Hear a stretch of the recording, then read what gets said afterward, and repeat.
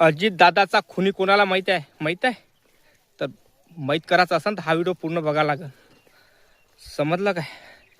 अजित दादाचा खुनी विमानाचा मालक आहे. त्या विमानाच्या मालकालाच माहिती आहे सारं कोण आहे आणि कोण नाही. कारण त्यानं काय म्हटलं, विमान साजरं होतं, रनवे चांगला होता, सगळ्याच गोष्टी चांगल्या होत्या, तर विमान कसं फुटलं जात आहे.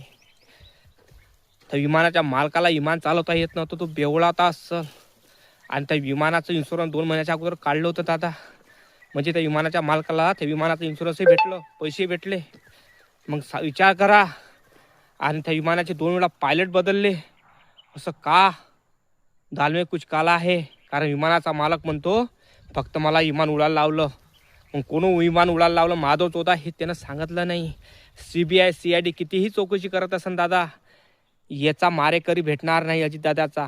कारण मारेकरी मोठा जात आहे आणि तो सापडू शकत नाही.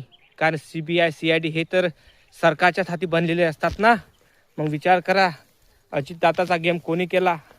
मोठ्या तोफख्यांनीच केला का? ते तोफखे दिसून राहिले नाही. कारण अजितदादाच्या मेल्यावर कोणाला फायदा होत होता हे तर मला माहीत नाही. तुम्हाला माहीत असेल नक्की कमेंट करून सांगा. कारण अजितदादाचा गेम केला, त्यांना जाळून मारलं, त्याचा मर्डर करण्यात आला. आणि करण्यात त्यांचा आला तर त्याच्या संग जे सहकारी होते बिचारे 4 जण, ते मरून गेले.